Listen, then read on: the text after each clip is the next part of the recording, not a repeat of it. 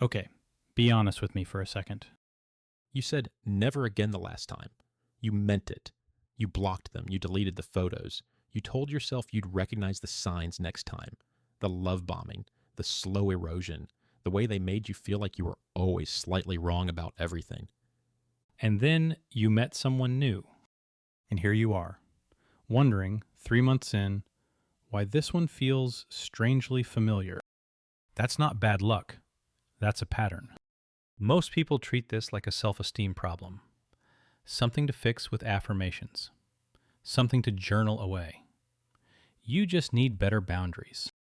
Sure, let me write that down next to just don't be anxious.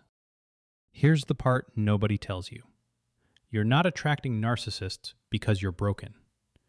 You're attracting them because somewhere, somehow, your nervous system was trained to recognize their behavior as familiar.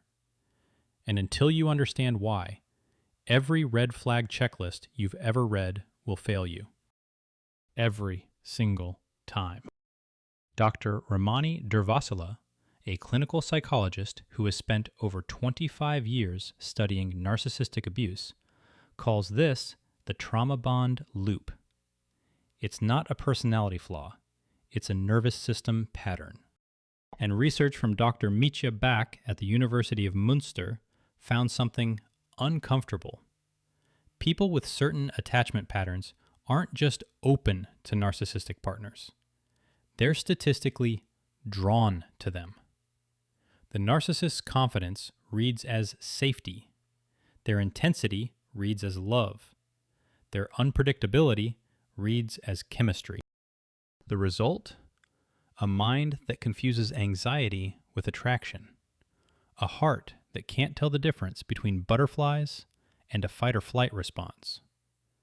And a body that keeps walking, eyes open, into the same fire, because somewhere along the way, the fire became the only thing that ever felt like home. Reason 1. Your nervous system confuses intensity with love. You felt it, that magnetic pull on the second date, the way your heart races when they finally text back, the way you can't stop thinking about them. You called that chemistry. It's actually your amygdala. When someone's attention is unpredictable, hot one day, cold the next, your nervous system fires up the same circuits it uses for danger. The dopamine spikes. The cortisol rises. Your body labels it desire because the alternative, admitting you're being destabilized, is too much to hold. The butterflies aren't butterflies. They're alarm bells your body forgot how to read. Reason 2. You grew up reading the room before you could read. You can tell when someone's mood is about to shift before they even speak. You've always been the emotional weather forecaster of every room you walk into. That isn't intuition, it's training. When you grew up around someone whose love depended on their mood, you learned to scan constantly, to anticipate, to shape yourself around the temperature of the room. Psychologists call this fawning, a survival response no one talks about because it looks like being thoughtful. You weren't being thoughtful. You were being safe. Reason 3. You mistake being needed for being loved. Narcissists need an audience. They need someone who will listen, someone who will absorb, someone who will tell them they're special when the world hasn't reflected that back lately. And if you grew up earning love by being useful, by reading needs, by managing feelings, by being the steady one, then their need for you feels like purpose. Dr. Wendy Beharry's research on codependency shows that people who became caretakers as children often spend their adult lives confusing being chosen for what you provide with being chosen for who you are. The narcissist isn't choosing you. They're choosing what you do. You can feel the difference. You've just never had words for it. Reason 4. Your baseline for normal was set too low. Picture this. Someone shows up on time. They text when they say they will. They mean what they say. It feels boring, doesn't it? Here's why. If your early environment was chaotic, your nervous system calibrated chaos as normal. Stability registers as low stimulation. Reliability reads as flat. Boring. There's no spark. What you're actually feeling isn't a lack of spark. It's the absence of dysregulation. And after years of confusing that dysregulation with love, calm can feel like rejection. The right person will feel boring at first. That's the data. Reason 5. You believe love has to be earned. Somewhere along the way, probably very early, you learned that love wasn't given. It was performed for. You smiled. You achieved. You stayed quiet when they were upset. You made yourself smaller so they could feel bigger. And when you got the love, it felt earned, which made it feel real. So when a narcissist appears with their conditional love, affection when you please them, withdrawal when you don't, your nervous system goes, finally, this is the kind I know how to win. You don't fall for narcissists because you have low standards. You fall for them because they let you keep performing for love. Notice what just happened. Every reason on this list has one thing in common. None of them are about weakness. Every single one is about a child who learned, somewhere along the way, that love was unsafe and adapted brilliantly to survive it. And here's where it gets uncomfortable. Reason 6. You're addicted to the cycle, not the person. The relationship has 3 phases: idealization, devaluation, discard, then they come back. Each phase floods your brain with different chemicals. The idealization gives you dopamine. The devaluation gives you cortisol. The reconciliation gives you the most addictive cocktail of all, relief. Stanford researcher Dr. Robert Sapolsky has shown that intermittent reinforcement, unpredictable rewards, creates stronger attachment than consistent rewards ever could. It's why slot machines work. It's why you can't stop checking their messages. You're not in love with them. You're hooked on the cycle. Reason 7.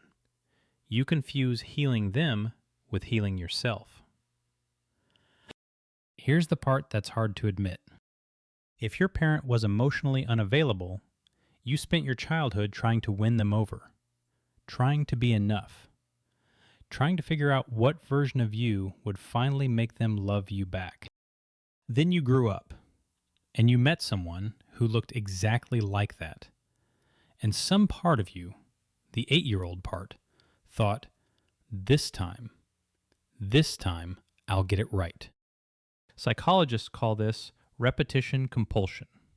Freud first described it in 1920.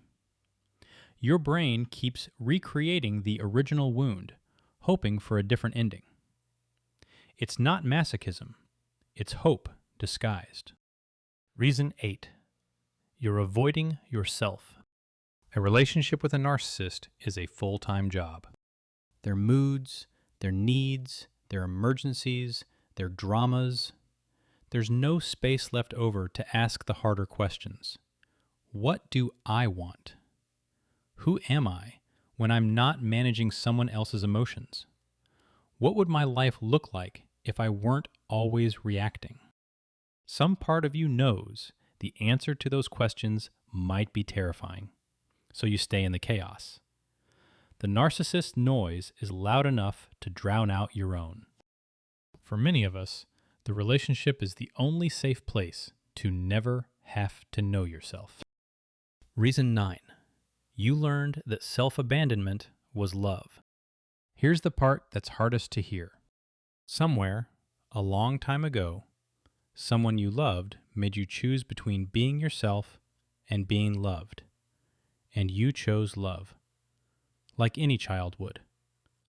Dr. Lindsay Gibson's research on emotionally immature parents shows that children of narcissistic caregivers learn one core lesson: To be loved, you must disappear. You become whatever shape the parent needs. You suppress your own needs. You apologize for existing too loudly. That voice in your head that tells you you're being too much, it's still theirs. You've just been carrying it for so long, you stopped being able to tell. That was never your fault. Reason 10. Your identity is built around being the giver. This is the deepest layer, so let's go there together. For many of us, the pattern isn't a habit, it's a self-concept. You're the giver, the understanding one, the one who sees the wounded child inside the cruel adult and stays anyway. And here's the question that might land hard. If you stop being the one who saves people who can't be saved, then who are you? Carl Jung wrote that until you make the unconscious conscious, it will direct your life and you will call it fate. You've been calling it fate. Bad luck. I just keep meeting these people. It's not fate. It's the unconscious, doing what it learned to do. Protect a self-concept built on rescuing the unrescuable. Even when it's hurting you. Especially when it's hurting you. So here's what all of this tells you. You didn't choose this pattern. You were shaped into it. By an environment that taught you love was earned. By a nervous system that learned chaos was home. And by a child's brilliant adaptation to a situation no child should have had to adapt to. The goal isn't to develop better radar. It's to understand that the part of you that keeps walking back into the fire, the part that recognizes the narcissist's voice before they've even spoken, that part has been trying to finish a story that started before you knew how to read. And maybe that's the most important thing about all of this. The part of you that keeps falling for them, it was never broken. It was just never given a chance to choose. Tonight, when your phone lights up with their name for the 400th time, maybe it's not the narcissist your nervous system is reaching for. Maybe it's the parent, the home, the original wound finally getting its rewrite. It was never about them. It's just an 8-year-old who never got told the rescue mission is over. So tell me, which one hit hardest? Drop it in the comments. I read all of them. Was it reason 7, the repetition compulsion? Was it reason 10, the part about identity? And if there's one tiny thing that's helped you start to break the pattern, share it. Someone reading this needs to hear it tonight. We're all in this together. Quietly. At 2 a.m., still wondering why we keep meeting the same person in different bodies. You're not alone in this.